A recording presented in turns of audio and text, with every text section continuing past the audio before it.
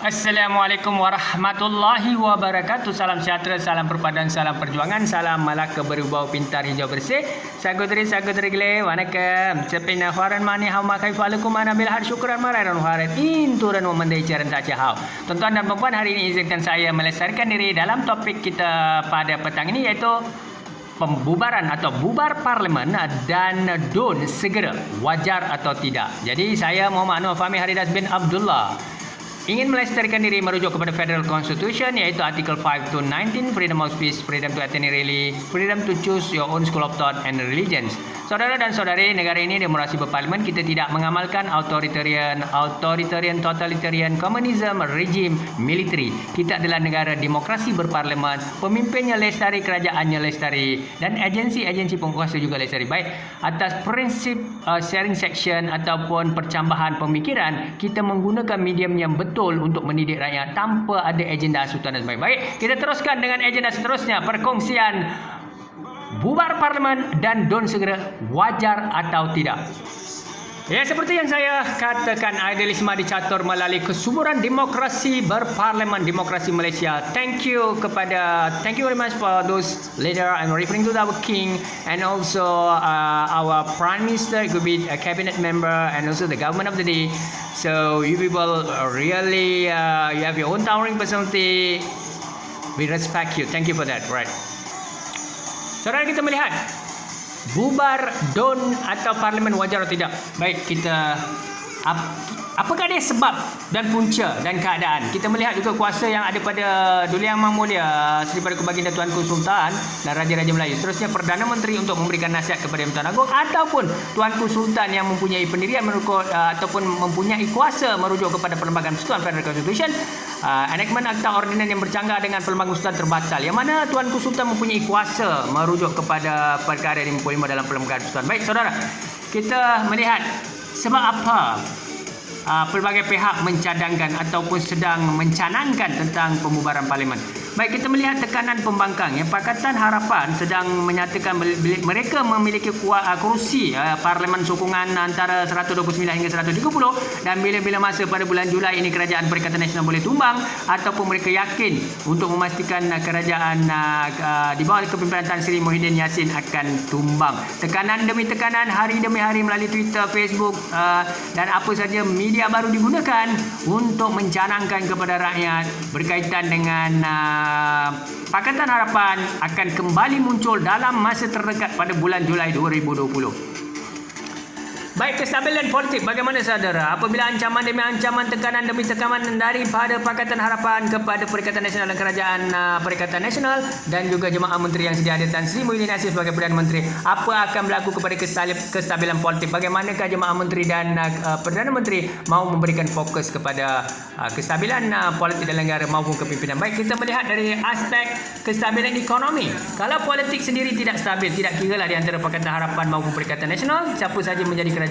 Apabila kerusinya rapuh, kerusi parlimennya tidak begitu memberasakan, bagaimana kepimpinannya, bagaimanakah ekonomi mau distabilkan, bagaimana jemaah menteri maupun menteri kabinet dan seterusnya Perdana Menteri mau memberikan fokus kepada penjanaan ekonomi negara. Baik, seterusnya restu Yang Tuan Agong dan Raja-Raja Melayu. Siapa saja tuan-tuan yang mahu menjadi kerajaan, tidak kiralah Perikatan Nasional maupun Pakatan Harapan, mesti mendapat restu.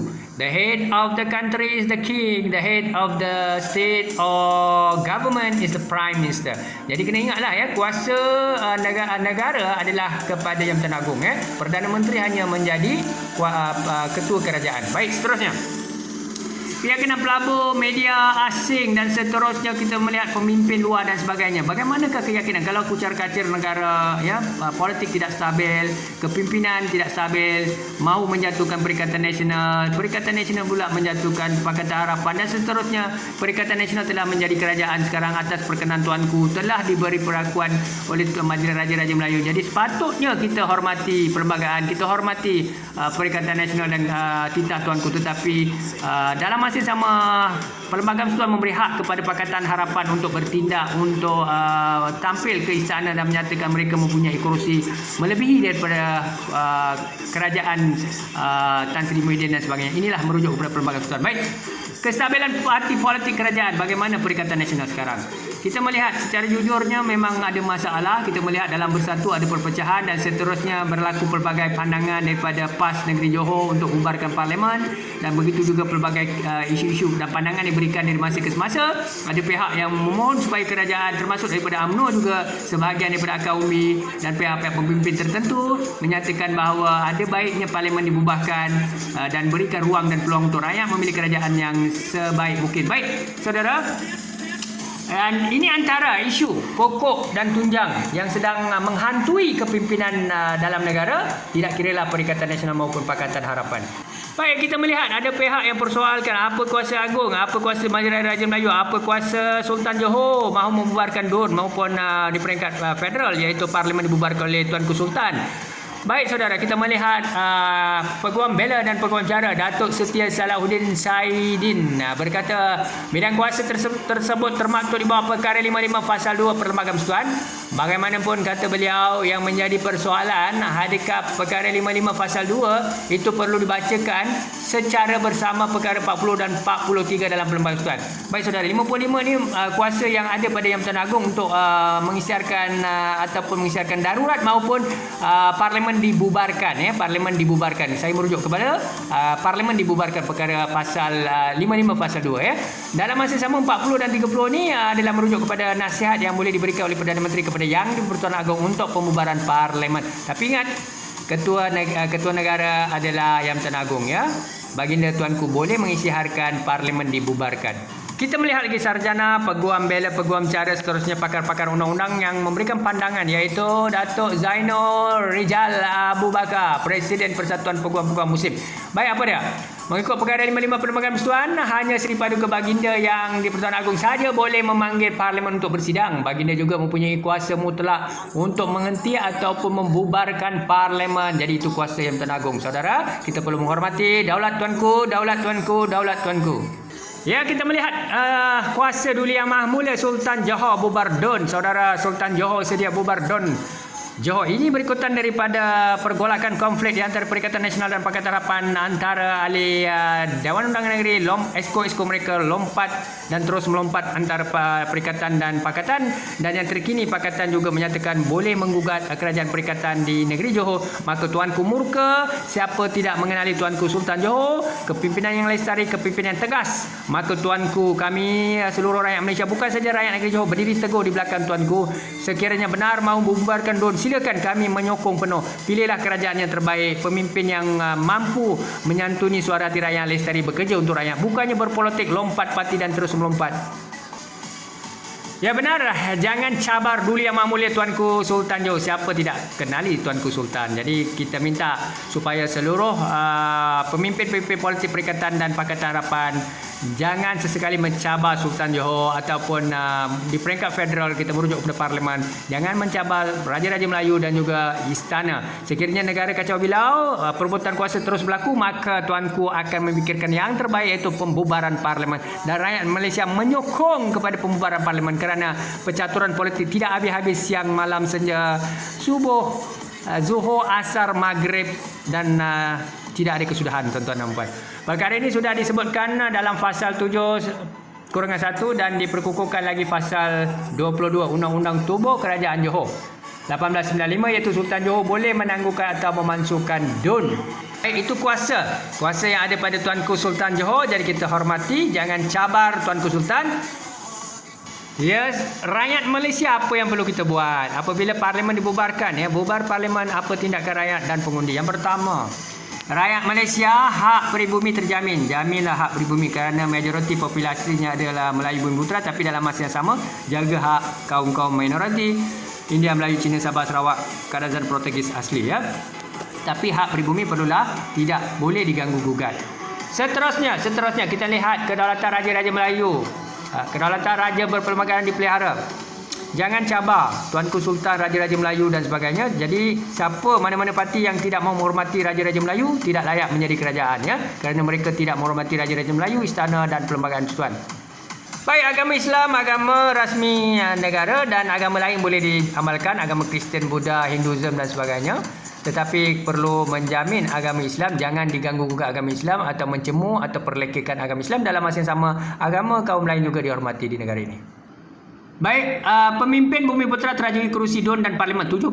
Cadangan saya 70% of the leader DUN dan Parlimen mestilah di dalam kalangan pemimpin Bumiputera yang bersih, berintegriti, accountability tinggi, bukan korup, mengamalkan salah guna kuasa dan ketirisan.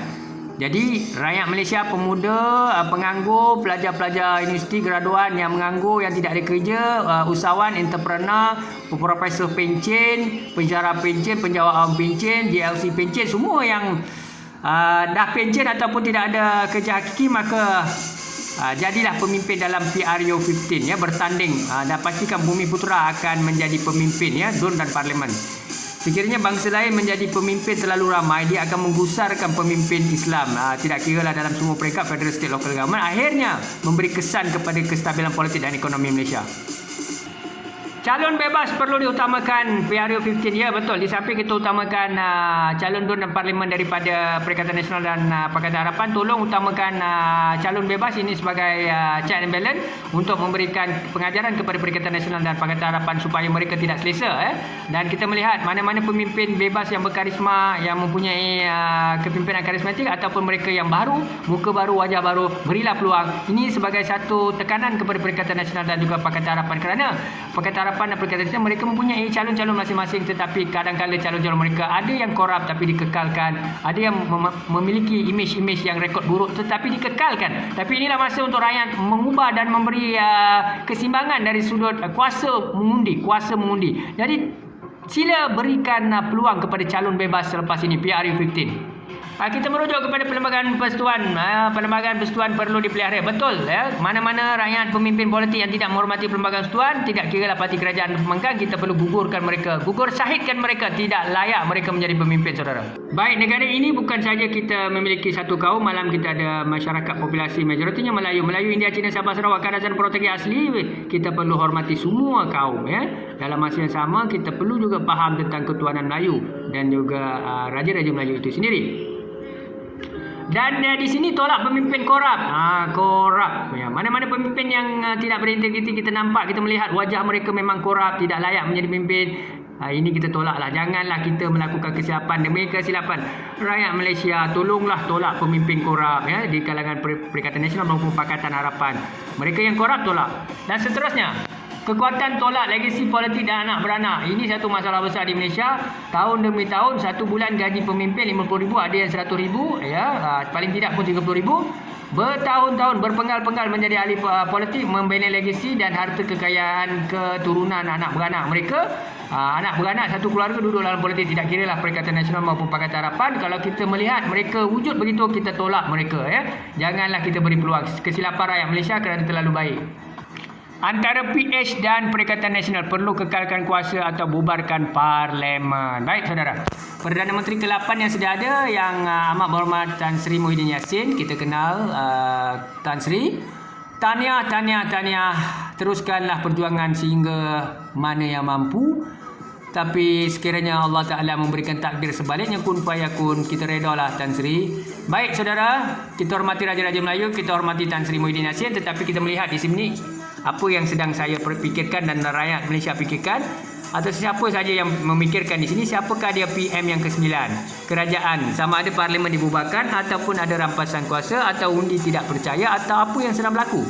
Kita bosan dengan politik Malaysia, kita letih dengan politik Malaysia, tetapi saya yakin dan percaya Tuanku Sultan letih, Raja-Raja Melayu letih.